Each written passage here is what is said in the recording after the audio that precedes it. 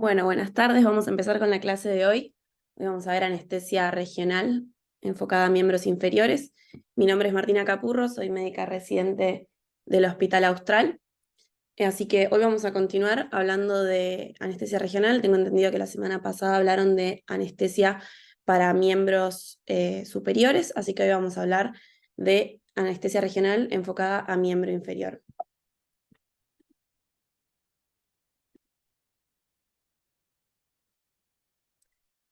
Bueno, un enfoque primero de un poco de la anatomía. Nosotros con la anestesia regional podemos, dependiendo de la concentración y volumen que nosotros usemos de anestésicos locales, ahora después vamos a repasar un poco los elementos que necesitamos para realizar una anestesia regional, nosotros vamos a poder hacer bloqueos de nervios periféricos. Y dependiendo de la concentración y volumen de anestésicos locales que utilicemos, vamos a poder hacer bloqueos con función analgésica, ¿sí? O función directamente anestésica, ¿sí? Eso va a depender de tanto de la concentración como el volumen que nosotros inyectemos de anestésico local.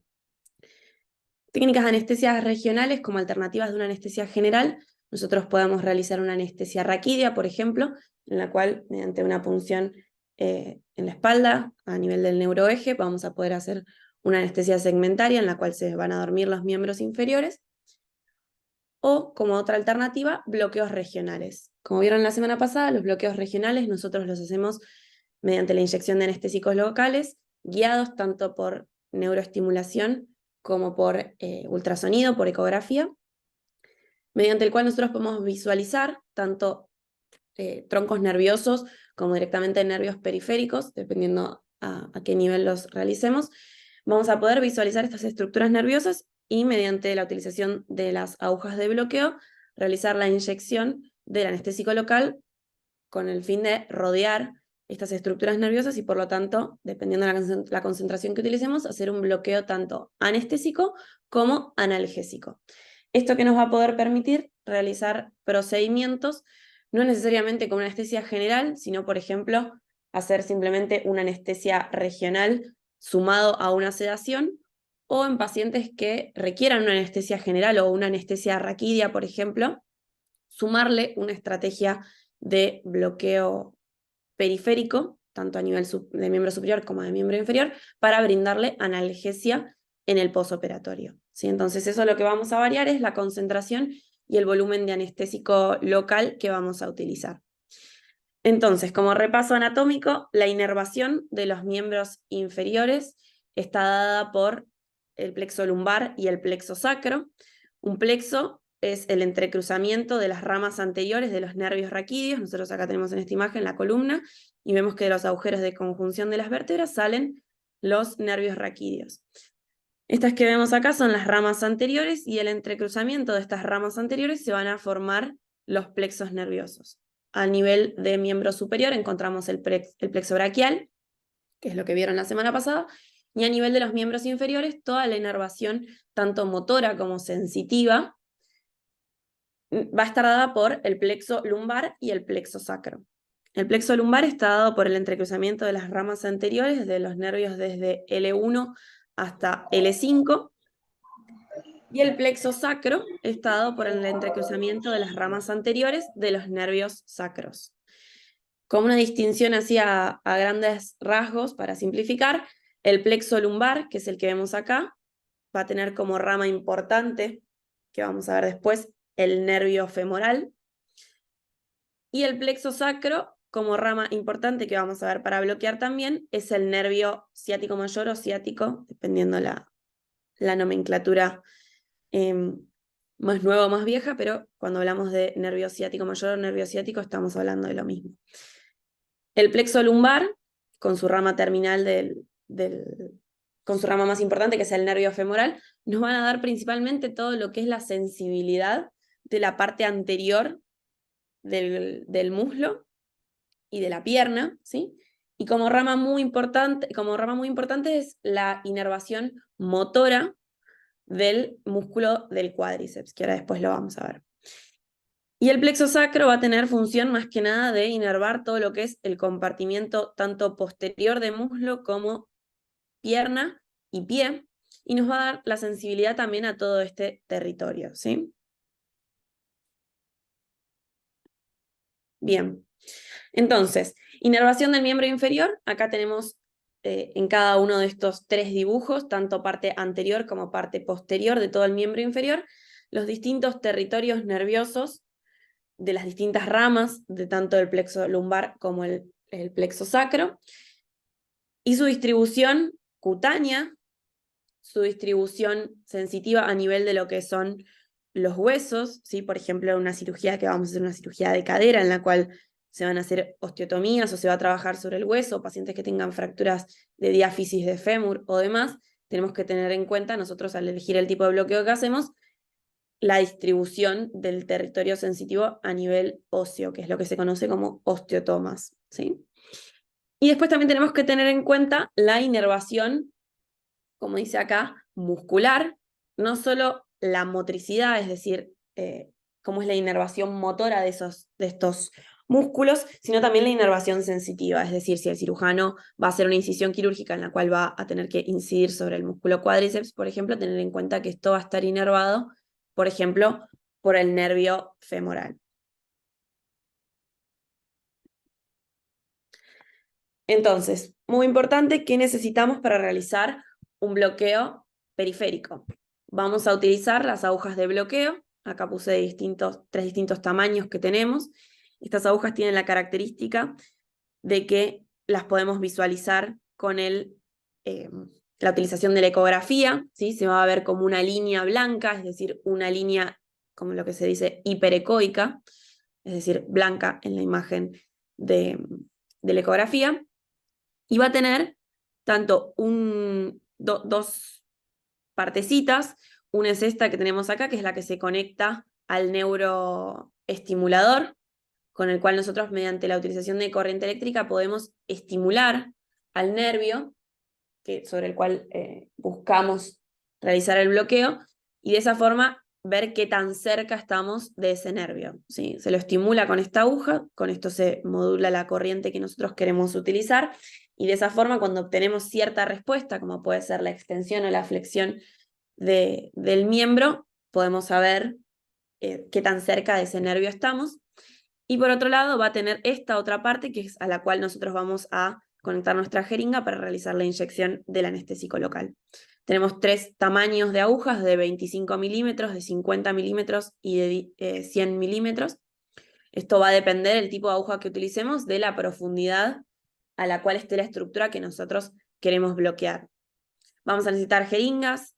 Generalmente utilizamos todas jeringas para realizar todos los bloqueos, jeringas del mismo tamaño, porque de esa forma nosotros estamos habituados o acostumbrados a sentir la resistencia que se nos opone a la inyección del anestésico local, y de esa forma podemos ver si estamos o no en el plano correcto para la administración del anestésico local. Anestésico local puede ser, en este caso, es una ampolla de lidocaína al 2%, pero se puede utilizar tanto lidocaína con o sin epinefrina, como bupivacaína o ropivacaína. Eso, la concentración y el tipo de anestésico local va a depender de la duración que nosotros, la duración y el propósito de nuestro bloqueo, si es un bloqueo anestésico o analgésico. Con eso vamos a elegir qué tipo de anestésico local y a qué concentración lo vamos a utilizar. Y vamos a hacer las diluciones con solución fisiológica o con dextrosa para realizar la inyección de anestésico local a una determinada concentración. Y muy importante, vamos a utilizar el ecógrafo. Como vemos acá, el ecógrafo tiene distintos transductores. Estos distintos transductores van a tener distintas funciones.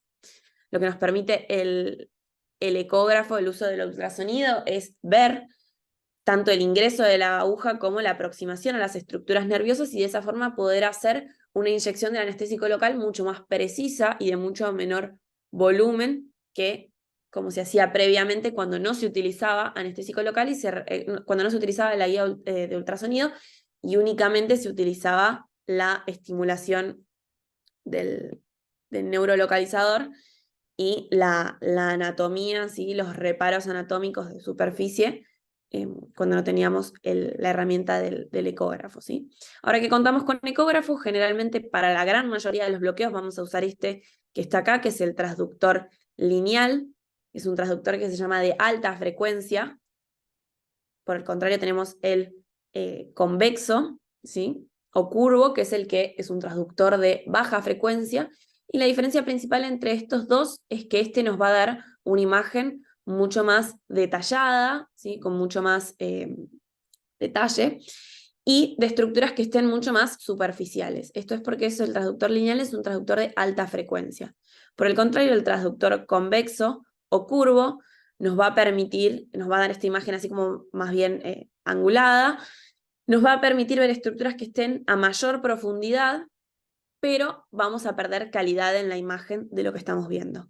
Generalmente los bloqueos, sacando algunas excepciones, los vamos a realizar con el transductor lineal o de alta frecuencia porque suelen ser estructuras que encontramos a poca profundidad. Como vimos recién, las agujas tienen hasta como mucho 100 milímetros, o sea, 10 centímetros, por lo tanto, estas estructuras serían inaccesibles para realizar un bloqueo. Entonces, ahora vamos a ver los bloqueos más importantes, no son todos, pero son como los más importantes de los nervios periféricos de miembro inferior.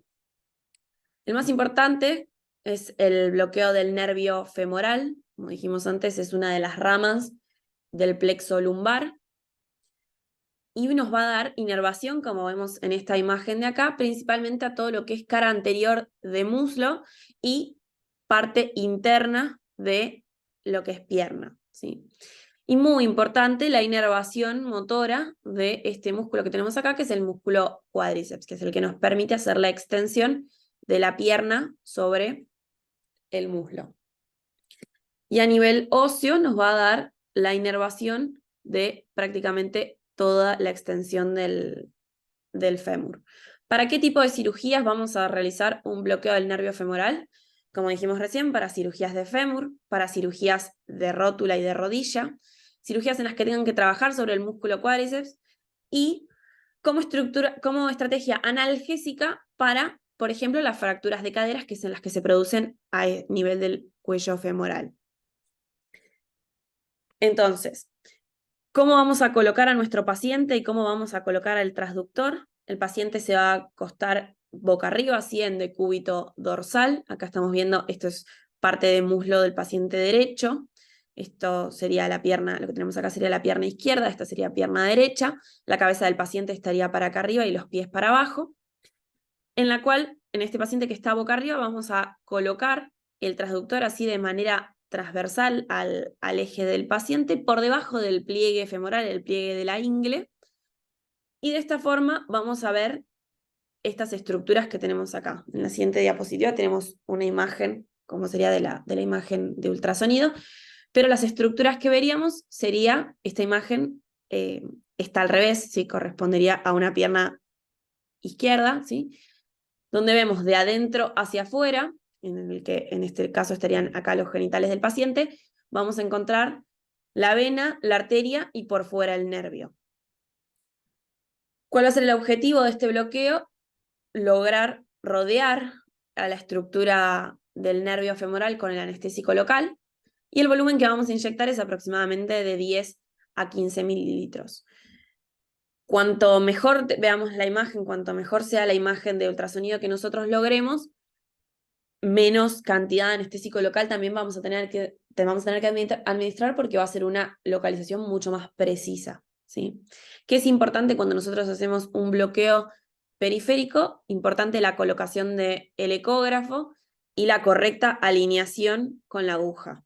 La idea de la aguja es que entre lo más en plano posible, lo más alineada con el transductor, para de esa forma poder ver la aguja en toda su extensión y evitar las complicaciones que después vamos a ver de los bloqueos periféricos, como puede ser hacer una inyección tanto dentro del nervio. Nosotros recordemos que no queremos meternos dentro del nervio, sino cerca y rodearlo con el anestésico local, o hacer una inyección intravascular, por ejemplo, si nosotros no vemos el pasaje de la aguja y incidimos sobre alguno de los vasos, como tenemos en este caso los vasos femorales.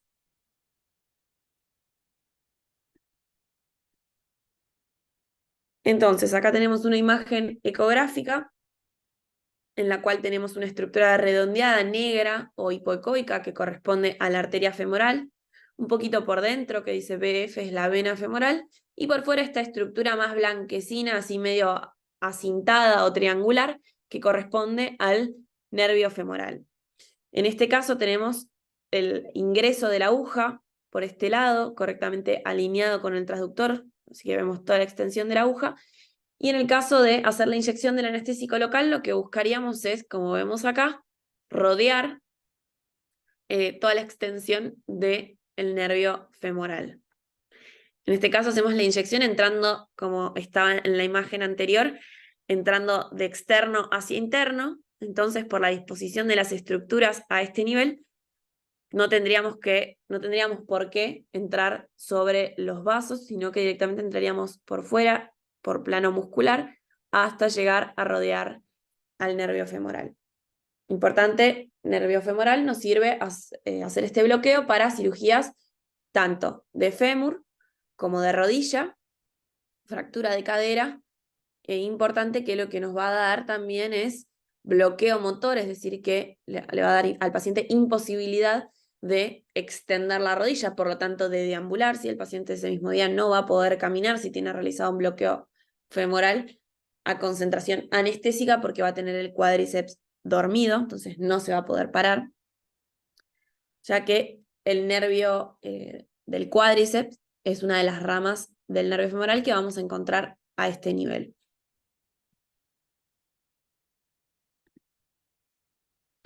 Otro bloqueo que podemos hacer es el bloqueo del nervio safeno.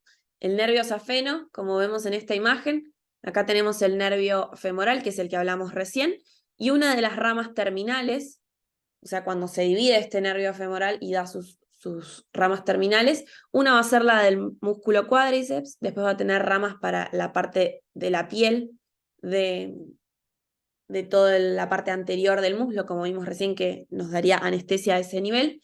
Y otra de las ramas terminales es el nervio safeno o nervio safeno interno, dependiendo de la bibliografía, que se va a originar más o menos a esta altura, ¿sí? A lo que es la unión del tercio superior con los 2 tercios inferiores del muslo. Si ahí se origina el nervio safeno o safeno interno, que va a ir discurriendo todo por lo que es parte interna de muslo, parte interna de rodilla, parte interna de pierna, hasta llegar al pie. Entonces, a diferencia del bloqueo que vimos recién, el bloqueo del nervio safeno básicamente es un nervio, un bloqueo sensitivo únicamente, no tiene función motora, entonces por lo tanto el paciente no le va a imposibilitar hacer la extensión de la pierna sobre el muslo como vimos recién. Entonces, el bloqueo del nervio femoral nos impide la extensión de la rodilla, el bloqueo safeno no nos afecta a eso, simplemente nos va a dar anestesia o analgesia de toda esta zona que vimos recién también, que era cara interna de rodilla, de pierna y de pie. Entonces, ¿para qué tipo de cirugías nos va a servir? Nos va a servir para cirugías de pie o tobillo medial. Nos va a servir para cirugías en las que se vaya a extraer la vena safena. La vena safena es una vena que discurre acompañando al nervio safeno o safeno interno.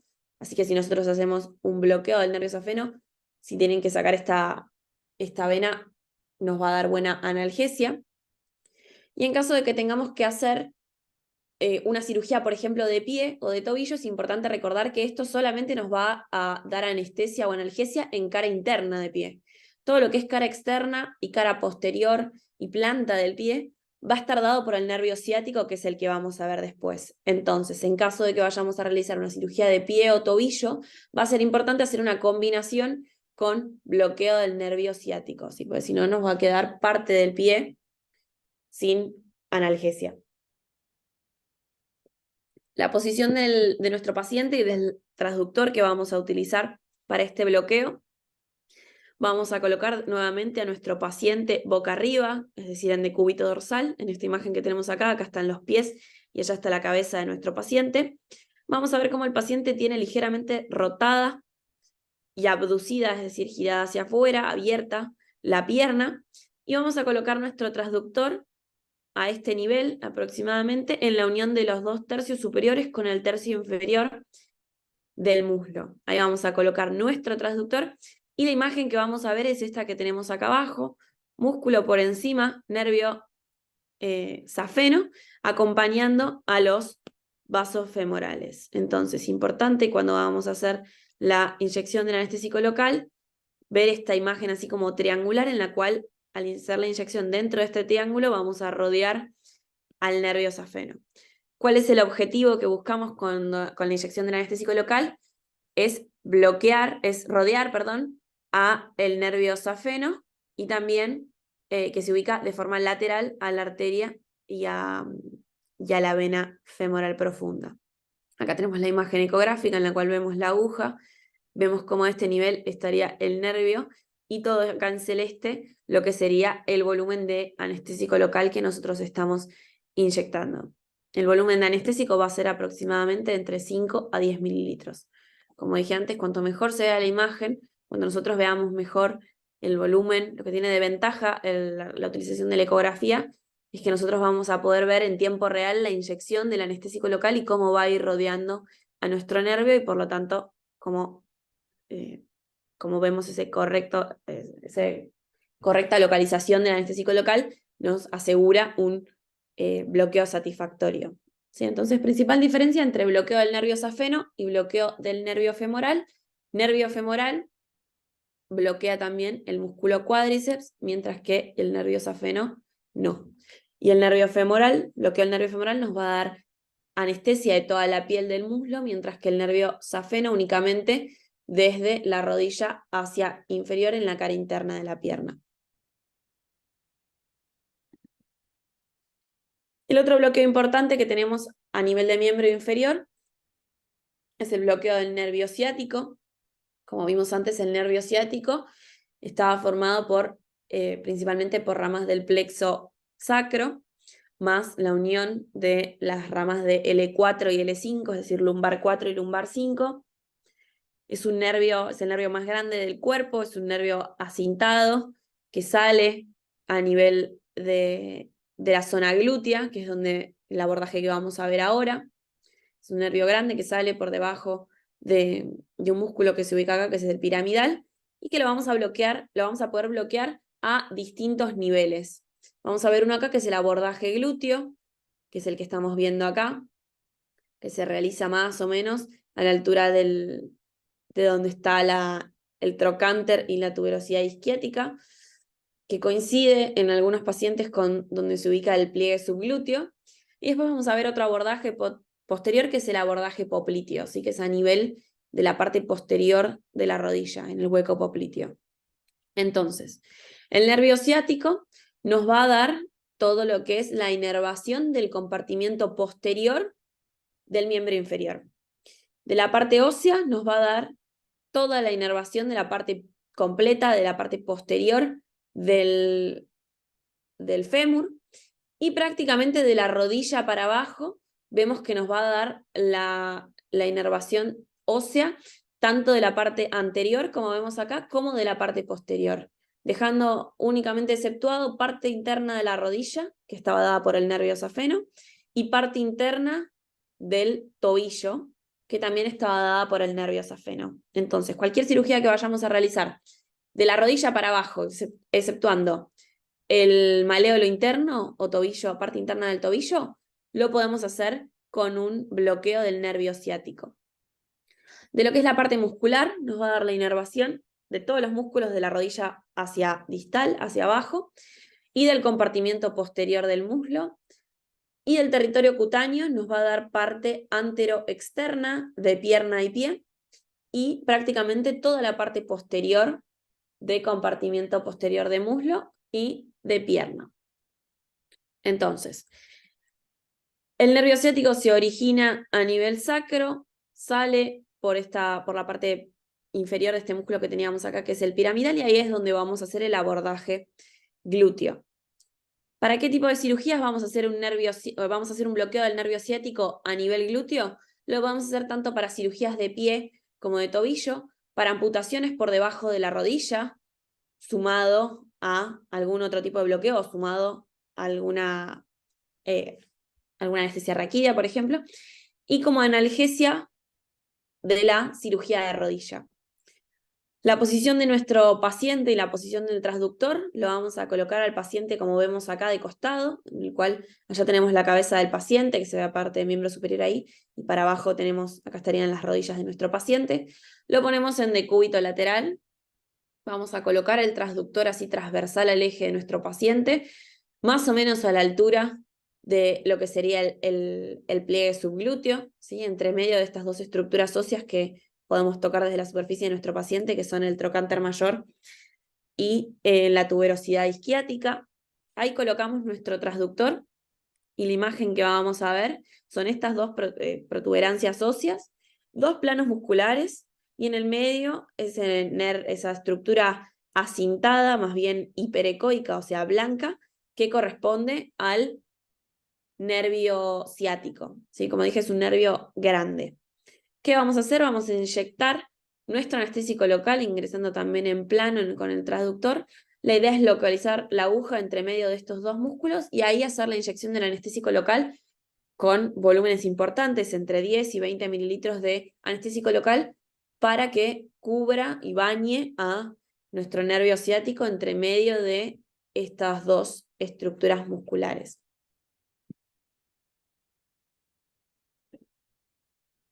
El otro abordaje que mencioné recién es el abordaje popliteo del nervio ciático. Como vemos acá, abordaje popliteo por la localización anatómica en la cual vamos a hacer el bloqueo, que es el hueco popliteo. El hueco popliteo es la parte posterior de la rodilla, ¿sí? Acá tenemos de vuelta los territorios de inervación. Vamos a tener de lo que es hueso prácticamente toda la inervación de la rodilla para abajo. De lo que es estructuras musculares, prácticamente todos los grupos musculares también de la rodilla para abajo, es decir, de la pierna y del pie. Y de territorio cutáneo, recordar básicamente toda la piel de la pierna y del pie, exceptuando cara interna de pierna, que eso estaba dado por el nervio safeno. Entonces, como había mencionado antes, para cirugías que vayamos a hacer en pie, tobillo o tendón de Aquiles, importante realizar una combinación, por ejemplo, de un bloqueo del nervio ciático, que se puede realizar a nivel popliteo, ¿sí? Para dar analgesia desde la rodilla, no necesito ir más arriba a nivel glúteo. Pero es importante adicionar también el bloqueo que vimos recién, el que se realizaba a este nivel, que era el bloqueo del nervio safeno para darle analgesia y anestesia a toda la parte interna de la piel y del maléolo tibial, maléolo interno, para una cirugía de pie o de tobillo. ¿Sí? Importantes indicaciones, cirugía de pie, tobillo y de tendón de Aquiles sobre todo.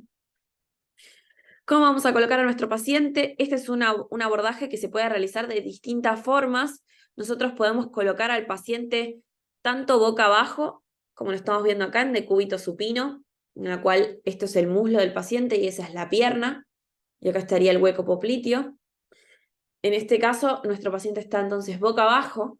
En esta otra imagen que tenemos acá, el paciente está en decúbito lateral, está de costado, de vuelta esto es muslo, esto es pierna, esto es hueco popliteo, y en la cual la rodilla del paciente apunta hacia el anestesiólogo. En este caso tenemos a nuestro paciente de costado y podemos realizar la inyección y el bloqueo con el paciente en este decúbito. O si no, otra alternativa más, que después la voy a poner en otra imagen, es realizar el bloqueo con el paciente en decúbito, ¿cómo se dice? Decúbito dorsal, con el paciente boca arriba, ¿sí? Con el paciente realizando flexión de su rodilla y de esa forma acceder al hueco popliteo. En una imagen posterior se los voy a mostrar. Lo más habitual es realizarlo con el paciente de costado o con el paciente boca abajo. ¿Por qué? Porque es más fácil maniobrar la aguja y el ecógrafo, porque tenemos más espacio que si el paciente está con la pierna en flexión y levantada de la camilla. Es importante colocarle un resalto al paciente debajo del empeine, debajo de la parte anterior del pie, una almohada, por ejemplo, para que la pierna no quede del todo estirada y eso haga que las estructuras nerviosas, las estructuras musculares estén en tensión y por lo tanto nos sea más difícil visualizar las estructuras nerviosas. Así que preferencialmente vamos a hacerlo con el paciente en paciente boca abajo o el paciente de costado. Además, esto es más fácil para alinear la aguja con el transductor. Entonces, tanto con el paciente boca abajo como de costado, vamos a colocar el transductor de forma transversal sobre la fosa o hueco popliteo. Acá vemos cómo esto sería un corte así axial del muslo rodilla a esta altura, en la cual vemos fémur, vemos las estructuras, cómo se disponen de superficial a profundo. Lo primero que vemos en amarillo es el nervio, después va a estar la vena y más profundo va a estar la arteria. Y cómo colocamos el transductor, así transversal al eje de la pierna. Y de esa forma, cómo podemos ver las distintas estructuras. ¿Cuál es el objetivo de este bloqueo? Realizar la inyección para rodear el anestésico, rodear con el anestésico local el nervio ciático, que el nervio ciático es más un detalle esto, pero a esta altura se divide, a la altura de lo que es el hueco popliteo, la parte posterior de la rodilla, se divide en sus ramas terminales, una que se va a ir más hacia interno y otra que se va a ir más hacia externo. Entonces, en algunos casos, la imagen que podemos ver es de ambas ramas dentro de una vaina fibrosa común, y ahí en ese caso lo que queremos hacer es buscar la inyección del anestésico local dentro de esa vaina común donde se encuentran los dos fascículos del nervio ciático. A este nivel también el volumen de anestésico local que vamos a inyectar es de aproximadamente 15-20 mililitros.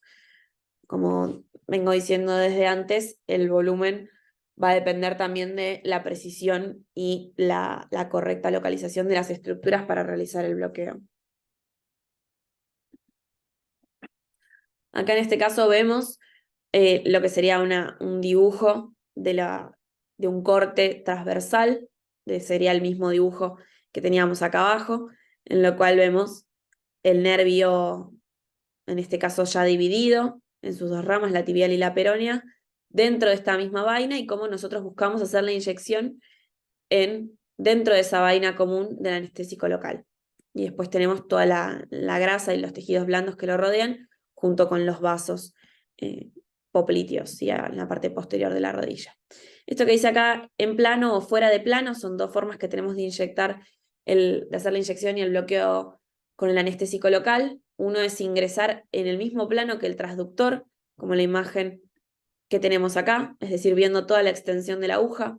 Y la otra forma que podemos realizar este bloqueo es lo que se llama técnica fuera de plano, que consiste en hacer la inyección a este nivel, ¿sí? No alineada con el transductor, sino fuera del plano en el cual nos muestra la imagen en el transductor ecográfico.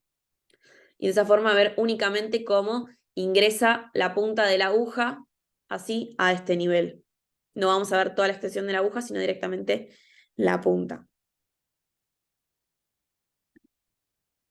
Bien, lo mismo que venía diciendo recién, distintas formas o técnicas para realizar el bloqueo, con la aguja en plano, desde afuera hacia adentro, con la aguja en plano, es decir, que vemos toda la extensión de la aguja de interno a externo, o el abordaje fuera de plano, en el cual no vamos a ver la aguja entrando, sino que simplemente vamos a ver la punta y vamos a realizar la punción por fuera de la imagen que nos muestra el transductor.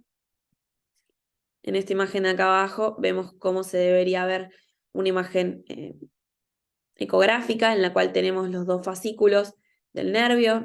Los nervios se ven así como blancos, que es lo que se llama hiperecoicos. Y donde vamos a realizar el depósito del anestésico local sería todo rodeando a estas estructuras. Y acá abajo vemos los vasos popliteos y acá a este nivel ya lo que sería parte posterior del fémur a nivel de la rodilla. Todo lo demás negro que vemos acá son los distintos músculos del compartimiento posterior de muslo.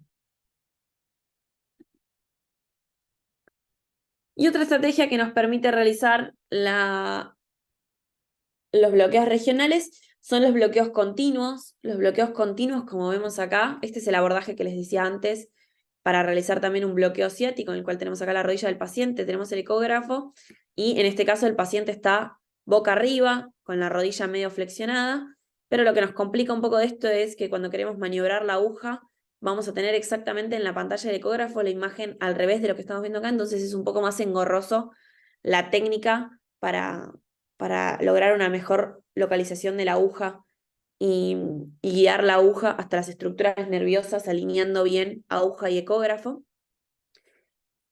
Pero bueno, este es otro de los abordajes, sobre todo para realizar en el postquirúrgico, cuando el paciente tiene, por ejemplo, un yeso o algo y no lo podemos poner boca abajo, se pueden realizar de esta forma el bloqueo ciático a nivel popliteo. Y como estaba diciendo recién, la estrategia que nos permite realizar también la anestesia regional y los bloqueos regionales es la colocación, como vemos acá, de un catéter. O sea, existen sets especiales para la colocación de catéteres a nivel periférico, ¿sí? A nivel de los nervios periféricos o a nivel plexual, como no sé si lo vieron la semana pasada, también se pueden colocar catéteres perineurales para dejar en el miembro superior, como se puede hacer a nivel infraclavicular, supraclavicular, interescalénico, ¿sí? A nivel de miembro inferior lo podemos realizar principalmente, se usan a nivel femoral, como vemos en estas dos imágenes de acá, en la cual el paciente tiene colocado un catéter que va a ir acá conectado a una bomba de infusión, en la cual va a haber una infusión continua de anestésico local. O también se puede utilizar, generalmente estos son los que más se utilizan, tanto femoral como el que estamos viendo acá, que es popliteo, ciático a nivel popliteo. Se hace la inyección, se va viendo la imagen y se deja el catéter. Esto nos permite seguir infundiendo anestésico local, no solamente como en una inyección única, ¿sí? Como es lo que hacemos a veces, sino colocar el catéter y eso poder dejarlo 48, 72, 24 horas con una infusión de concentración tanto anestésica como más bien analgésica, para, por ejemplo, permitirle al paciente realizar movimientos, pero que tenga analgesia y por lo tanto no tenga dolor en el posoperatorio. A veces se puede hacer con estos sets especiales de, de catéteres para bloqueos periféricos, o si no, a veces se puede utilizar un set peridural con una aguja de TUI y un catéter peridural y realizar el bloqueo con esos elementos cuando no contamos con los elementos adecuados, como es el set para realizar bloqueos continuos a nivel periférico. Y para ir terminando, como punto importante de lo que es la seguridad en la realización de los bloqueos periféricos y una de las complicaciones importantes que podemos tener por la realización de bloqueos periféricos, esto incluye tanto a nivel superior, de miembro superior como de miembro inferior. Complicaciones de los bloqueos, importante es, una de las complicaciones importantes es dañar el nervio, la estructura nerviosa, tanto el tronco nervioso como el nervio, por la inyección o por la lesión simplemente al ingreso con la aguja. Por eso siempre es muy importante poder alinear bien el transductor ecográfico con la aguja para tener esa imagen de liñita blanca que nos permita estar haciendo un bloqueo correcto, en el lugar correcto y no estar atravesando estructuras o llevarme puestas estructuras que no quiero dañar. Muy importante no dañar los nervios y no hacer la inyección dentro del nervio, no pincharlo. Por eso es importante eso que mencioné al principio de utilizar, siempre que vamos a hacer bloqueos, intentar utilizar siempre, o acostumbrarnos a utilizar siempre el mismo tamaño de jeringa, el mismo volumen de jeringa, porque de eso nos va a asegurar habituarnos a sentir una resistencia en particular. Nosotros si estamos dentro del nervio, por ejemplo, porque lo pinchamos ya al nervio, no nos dimos cuenta, hicimos una punción neural, es decir, pinchamos con la aguja el nervio y queremos inyectar el anestésico local. En primer lugar, el paciente ante el pinchazo del nervio va a referir una sensación de electricidad, una sensación muy molesta a nivel del territorio de ese nervio, pero también cuando nosotros querramos hacer la inyección vamos a tener una resistencia aumentada. ¿Por qué? Porque las fibras nerviosas dentro de la vaina de tejido conectivo que rodea el nervio es poco complaciente, o sea, no tolera bien la inyección de volumen. Entonces, si nosotros queremos inyectar, le pide al anestesiólogo que inyecten 1 mililitro, 2 mililitros de anestésico local y uno siente una resistencia elevada, avisar y decir, tengo mucha resistencia, me parece que no estamos bien donde está la aguja. O tengo mucha resistencia y ver de mejorar un poco la imagen ecográfica para ver dónde es que estamos haciendo la inyección. Eso es muy importante. Y otra de las complicaciones más importantes que podemos tener con la utilización de anestésicos locales para bloqueos periféricos es esto que tenemos acá, que es la intoxicación por anestésico local. ¿Esto por qué se da? Se da por una inyección intravascular, es decir, administración de un anestésico local en el torrente sanguíneo, o como tenemos acá, toxicidad por absorción por demás, digamos, del anestésico local. Dependiendo de dónde nosotros vamos a hacer la inyección del anestésico local, el clearance, o sea, la eliminación de este anestésico local, está dado por la absorción del mismo y por lo tanto el metabolismo. En las zonas donde tenemos mayor irrigación, va a haber mayor absorción y mayor pasaje al torrente sanguíneo del anestésico local, por lo tanto va a hacer también que nuestro bloqueo dure menos, mientras que en zonas donde tenemos menor irrigación va a ser más lento el clearance o eliminación de ese anestésico local y por lo tanto nos va a durar más el bloqueo, ¿sí? Entonces, dependiendo de la irrigación que tenemos, mayor riesgo también de intoxicación. En zonas muy vascularizadas, como son la región intercostal, pleural o peritoneal, la parte caudal o peridural, y por último, lo que tiene menor irrigación son esto que venimos viendo hasta ahora, los bloqueos a nivel plexual, ¿sí? Como por ejemplo a nivel de miembro superior, todo lo que es bloqueo interescalénico, supraclavicular, infraclavicular, o también a nivel de nervios periféricos, como es hacer un bloqueo axilar, por ejemplo, un femoral, un ciático, como vinimos charlando hoy. Para tener en cuenta, zonas de mayor irrigación, mayor riesgo de toxicidad por riesgo de que mucho anestésico local pase al intravascular y por lo tanto de síntomas de intoxicación. ¿Qué sucede frente a una intoxicación por anestésicos locales? Como dice acá, a esto medio a modo de resumen, va a comprometer los mecanismos inhibitorios de la corteza y va a favorecer las vías excitatorias. ¿Esto qué nos va a generar? Cambios a nivel de los sentidos. El paciente va a experimentar vértigo, o sea, sensación de mareo o de visión borrosa o de, bueno, por el vértigo y el nistagmo, la visión borrosa, sensación de acúfanos, sensación de zumbido o de ruidos en los oídos. Puede haber aumento del tono muscular generando convulsiones. Estos son los que se conocen como síntomas del sistema nervioso central o síntomas neurológicos. Y después si sigue inyectándose volumen o si sigue aumentando la concentración plasmática, o sea, la concentración en sangre del anestésico local, va a aparecer una fase depresiva en la cual va a haber pérdida de conciencia y puede haber también todo lo que son arritmias, ¿sí? Llegando al paro cardiorrespiratorio. Entonces, se va a originar la intoxicación por anestésicos locales por una alteración de la conducción del ritmo cardíaco, entonces va a haber bradi o taquiarritmias, es decir, va a aumentar o va a enlentecerse la frecuencia cardíaca, va a generar una disminución del calcio intracelular y por lo tanto va a haber menor contractibilidad del corazón. Y esto puede terminar, como dice acá, generando un paro cardíaco, ¿sí? Arritmias potencialmente letales. Entonces siempre tenemos que tener en cuenta, y es lo que tenemos que consultarle al anestesiólogo, más que nada cuando hacemos pediatría, cuando vamos a administrar anestésicos locales a pacientes que tienen, o pacientes de bajo peso, ¿sí? La dosis de anestésico local que nosotros podemos hacer, tenemos dosis máximas como tenemos acá, que van a ser dosis ponderales, ¿sí? Adecuadas al peso de nuestro paciente. No es lo mismo un paciente adulto de 70 kilos que un paciente un pediátrico que pesa, por ejemplo, 10 kilos, ¿sí? En ese caso vamos a tener que adecuar la dosis de anestésico local, dependiendo también el tipo de anestésico local que estemos usando, al peso de nuestro paciente. Entonces, la dosis máxima de lidocaína que vamos a utilizar es de 300 miligramos, que es 2 miligramos kilo, en caso que usemos lidocaína sin epinefrina, sin adrenalina, o 7 miligramos kilo en caso de que usemos epinefrina. ¿Por qué? Porque la epinefrina o adrenalina lo que hace es vasoconstricción, entonces por lo tanto eso nos va a prolongar el bloqueo, va a hacer que el bloqueo dure más. ¿Por qué? Porque va a haber menos absorción al intravascular, entonces va a ser un bloqueo más prolongado y también al absorberse menos va a haber menos riesgo de intoxicación por anestésico local, ¿sí?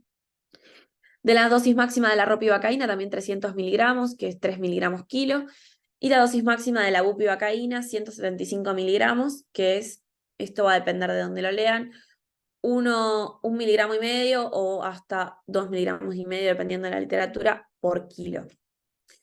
Recordar la presentación en la que vienen los anestésicos locales. Esto es generalmente como lo vamos a encontrar: la lidocaína al 2%, en frascos ampollas de 20 mililitros o de 5 mililitros, que es la ampollita chiquita, sola o con epinefrina. Al 2% significa 20 miligramos por mililitro, ¿sí? Bupivacaína al 0,5% en frascos ampollas de 20 mililitros.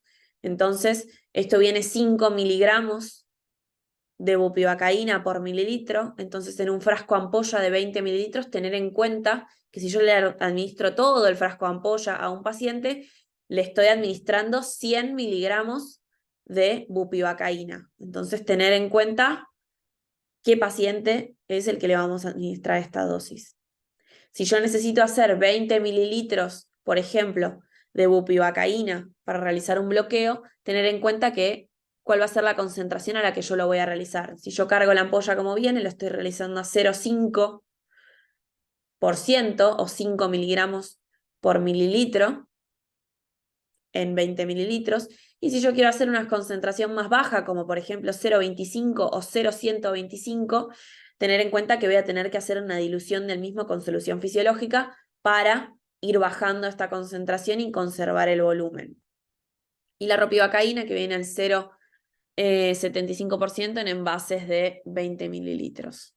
Entonces, recordar cuánto es el volumen que tenemos en una frasco ampolla y cuál es la concentración y la cantidad total en miligramos de anestésico local que estamos utilizando, para tener en cuenta no pasarnos de las dosis máximas y poder tener una potencial complicación como una intoxicación por anestésicos locales. Frente a una intoxicación por anestésicos locales, ¿qué vamos a hacer? En primer lugar, detener la administración de anestésico local. Vamos a asegurar la vía aérea de nuestro paciente. Vamos a administrar el antídoto para la intoxicación por anestésico local, que es la emulsión lipídica o lipofundin. Siempre es importante chequear que eso tengamos en farmacia de quirófano para tratar una potencial complicación por intoxicación por anestésicos locales. Se pueden administrar benzodiazepinas para las convulsiones. Importante comenzar rápidamente con el masaje cardíaco si el paciente tiene paro, y corroborar cómo está el medio interno de nuestro paciente por potenciales desbalances electrolíticos y corregirlos. Y controlar las próximas 6 horas del paciente una vez que esté recuperado.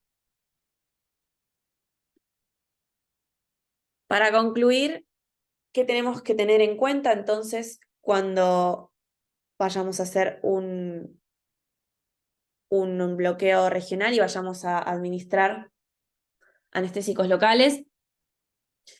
Tener en cuenta cuál es la formulación o la dilución que estamos utilizando de anestésico local, como decía recién. ¿Es bupivacaína? ¿Es lidocaína? ¿Tiene epinefrina? No. ¿A qué concentración lo estoy haciendo? 0,5 como viene la ampolla. ¿La diluí a la mitad? ¿La diluí a un cuarto? Para tener en cuenta cuál es la concentración que estamos administrando y por lo tanto cuál es la cantidad total de anestésico local en miligramos que vamos a hacer y si eso está cerca o no de la dosis máxima. Se recomienda utilizar el 90% de la dosis total, y en caso de que vayamos a realizar combinaciones, tener en cuenta que la dosis máxima es aditiva, porque todos los anestésicos locales cuentan con el mismo mecanismo de acción, así que hay que ser cuidadoso. Nosotros, para realizar un bloqueo, dependiendo la duración que le vayamos a dar al mismo, o si queremos que el bloqueo se instaure ya o dentro de un rato, y la prolongación del mismo, podemos utilizar tanto bupivacaína como, por ejemplo, como lidocaína, o hacer una combinación de las dos. Realizar una inyección de bupivacaína mezclada o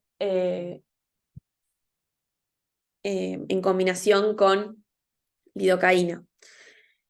Y recordar que los síntomas de intoxicación por anestésico local suelen ser primero los síntomas que dijimos recién neurológicos, antes de los síntomas cardiovasculares. Tener en cuenta, si nosotros estamos haciendo una inyección de un anestésico local para realizar un bloqueo periférico y el paciente nos dice que siento un zumbido en los oídos, siento sabor metálico en la boca, siento que estoy mareado, tener en cuenta que esos pueden ser potencialmente los primeros síntomas que está experimentando el paciente por una intoxicación con anestésico local antes de que el paciente tenga una arritmia, por ejemplo. Y para terminar con esta parte de seguridad en los bloqueos, tener siempre en cuenta, como dije recién, dosis y concentración del anestésico local. Siempre realizar una inyección lenta y ir sintiendo la resistencia que tenemos a la inyección. Si es una resistencia que no me parece que sea la adecuada, avisar o intentar de mejorar el posicionamiento de la aguja. Importante ir aspirando cada tanto para prevenir una inyección intravascular, es decir, antes de hacer una inyección de anestésico local, aspirar y ver si por la tubuladura nos viene sangre, para ver si nuestra punta de la aguja está dentro de un vaso. Sigo aspirando, aspiro un poquito, inyecto, hago 1 o 2 mililitros, vuelvo a aspirar, a ver si se movió la punta de la aguja y ahora estoy dentro de un vaso. No viene sangre, vuelvo a inyectar 2 o 3 mililitros, aspiro de vuelta. Eso como una de las prácticas más importantes para prevenir la intoxicación por anestésico local y la inyección intravascular. Siempre monitorizar a nuestro paciente mientras estamos haciendo un bloqueo y monitorizar signos y síntomas de intoxicación. Como vimos prácticamente en toda la clase, hoy en día siempre utilizamos guía ecográfica para realizar los bloqueos regionales y es de buena práctica también utilizar un neuroestimulador para también asegurarnos un bloqueo exitoso y seguro. Muy bien, eso es todo. No sé si tienen alguna pregunta que me quieran hacer. Sí, tengo una pregunta. Si se quisiera revertir un bloqueo, ¿se lo trata también como si fuera una intoxicación por anestésicos locales? No, no, vos no buscás, digamos, revertir un... Vos decís si vos querés, por ejemplo, no sé, le hice un bloqueo a mi paciente y quiero después, cuando termine la cirugía, que mueva la pierna, por Sí, ejemplo. sí, sí, No. sí. ¿Por qué? Porque el lipofundín o emulsión lipídica lo que hace es, eso se inyecta de forma endovenosa, ¿sí? Se administra por vía endovenosa. Eso lo que hace es, como lo digo, como recubrir, ¿sí? Las moléculas de anestésico local que están en el intravascular, que están en el plasma, ¿sí? Y vos cuando tenés un bloqueo periférico, lo que vos tenés, cuando un bloqueo regional, lo que vos tenés son el anestésico local rodeando el nervio, no lo tenés dentro del vaso, ¿sí? Esto no nos sirve como cuando uno hace, no sé, rocuronio y administra su Amadex, que es el antagonista, digamos, para decir limito la función de ese fármaco que administré, ¿sí? Sí. Entonces, en ese caso, se dejaría que pase el efecto. Claro. Buenísimo, gracias. No sé si lo vieron la semana pasada cuando hablaron de bloqueo interescalénico, por ejemplo, una de las complicaciones que tiene, hay un nervio que está muy cerca, que es el nervio frénico, que es el que le da la inervación al diafragma, o sea, es uno de los nervios que nos permite respirar, ¿sí? Y en caso de que ese nervio quede bloqueado y el paciente tenga una dificultad respiratoria, no es que le pueda administrar emulsión lipídica como para revertirlo. No queda otra que esperarlo, digamos, y en caso de que yo le hice el bloqueo de un lado, no le puedo hacer el bloqueo del otro tampoco, porque Profe, ya tendría ambos en diafragmas bloqueados. profe, la inyección de epinefrina también afecta a la latencia, ¿Cómo? que si la dosis, o sea, si vos inyectas epinefrina, la vasoconstricción produce una tardanza en la absorción, tipo, o sea, tarda en comenzar el efecto, ¿o no? No, no te va a dar aumento en la latencia en el inicio del bloqueo, sino te va a dar un aumento en la duración del bloqueo. Ok, solamente en duración. Genial. Claro. ¿Hay alguna duda más? Bueno, eso es todo entonces. Muchas gracias. Gracias, profe.